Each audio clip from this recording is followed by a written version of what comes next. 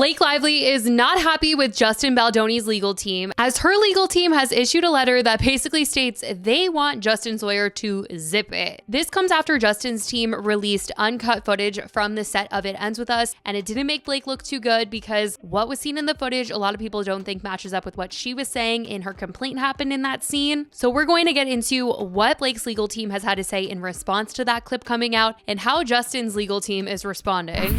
Following Justin Baldoni's legal team releasing footage from the set of It Ends With Us, Blake Lively's side has had some things to say in the press. According to The Hollywood Reporter, within hours of Justin Baldoni's team leaking footage from the set of It Ends With Us, attorneys for Blake Lively in a letter moved for the court overseeing her civil rights lawsuit to impose a gag order against Baldoni lawyer Brian Friedman. They accused him of effectively continuing the alleged smear campaign against Lively by repeatedly talking to the press, leaking information to gain public favor for his clients, and issuing false statements. In the letter Blake and Brian's legal team sent to the judge, they stated, on December 20th, 2024, Miss Lively filed an administrative complaint with the California Civil Rights Department, the CRD complaint, a requisite step in exhausting her administrative remedies prior to filing suit. Immediately thereafter, through counsel, Miss Lively provided the named defendants, the Wayfarer parties, a copy of Miss Lively's CRD complaint. At the same time, Miss Lively also issued the Wayfarer parties a cease and desist letter, the first cease and desist,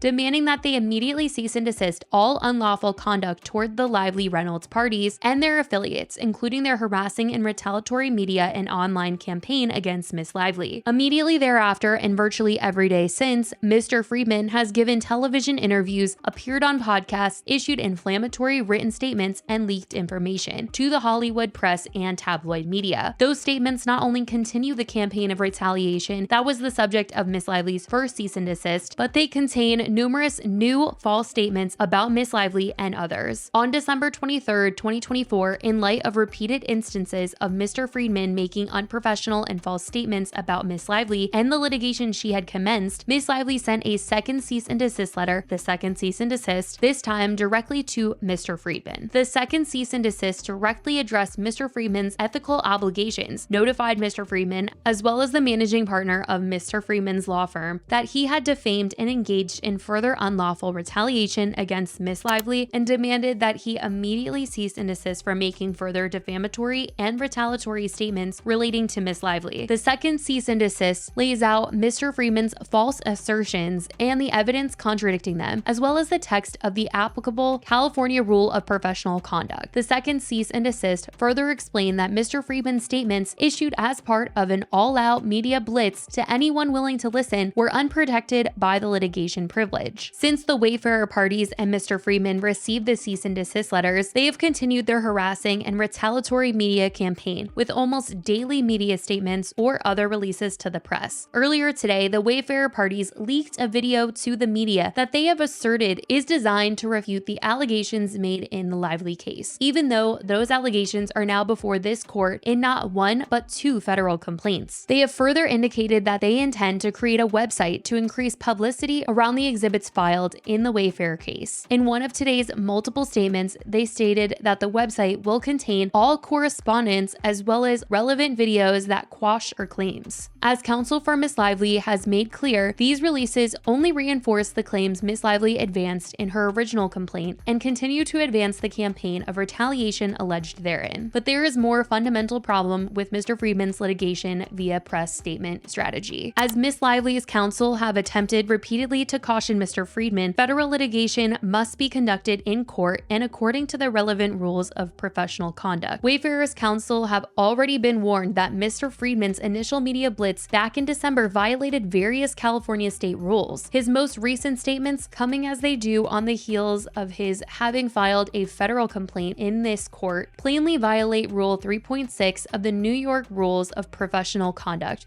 which prevents a lawyer who is participating in a civil matter from making an extrajudicial statement that the lawyer knows or reasonably should know will be disseminated by means of public communication and will have substantial likelihood of materially prejudicing and adjudicative processing in the matter. New York Rules of Pro Conduct 3.6 Here, Mr. Freeman is a lawyer participating in a civil matter before this court, yet he continues to make regular statements covered by Rule 3.6. His conduct threatens to and will materially prejudice both the Lively case and the Wayfarer case by tainting the jury pool, because his statements are deliberately aimed at undermining the character, credibility, and reputation of numerous relevant parties, and likewise includes information the lawyer knows or reasonably should know is likely to be inadmissible as evidence in a trial, thereby creating a substantial risk of prejudice not just for Miss Lively but for numerous other parties in the matter. Mr. Freeman's conduct is by design, not by accident, and this court should consider carefully his history of litigating matters in the press while evaluating his request to be admitted pro hac vice filed earlier today. It is worth asking whether Wayfarer's lawyers have any intention of abiding by Rule 3.6 or whether they intend to continue selectively releasing evidence without context or any opportunity to be questioned on that evidence in the public domain. At the same time, they purport to litigate this matter in court. Rule 3.6, of course, requires parties to decide whether they want a jury of their peers to decide their claims or whether they prefer to let the court of public opinion do so. Doing both at once creates an impermissible risk of interfering with the judicial process, and it is not tolerated under New York law or the law of any other relevant jurisdiction. The court may exercise control over its docket and the litigants before it to avoid improper conduct by counsel, and it should do so here. The Lively Reynolds parties intend to seek an appropriate protection order to govern further proceedings in this case, but given the imminent harm caused by Mr. Freeman's misleading and selective statements and leaks, we respectfully request that this court schedule a hearing as soon as possible to address the appropriate conduct of counsel moving forward in these two related matters. In response to this, according to The Hollywood Reporter, sources close to Baldoni say it's grossly unfair to impose a gag order after Justin has been defamed by the New York Times in an article that they say has cost him 3 jobs and hundreds of millions of dollars. All Justin wants to do, the source says, is release videos and text messages to prove the allegations are false. The source adds, "It's unbelievable that Blake Lively would go on a takedown campaign against Justin and then immediately turn around and say she wants a gag order so that Justin can't defend himself." Like the letter claims, Justin's team has been going around saying to the press that they plan on releasing a website containing communications between him and Blake and also relevant videos. They want to clear his name publicly. Of course, Blake and her team are trying to stop this from happening, but I guess we'll just have to see what ends up happening there. But it is possible that that uncut footage from It Ends With Us that was shared recently might not be the only video footage that we get to see. But since this footage has been released, Colleen Hoover, the author of the novel It Ends With Us, has deactivated her Instagram account. She previously had posted in support of Blake, writing on Instagram,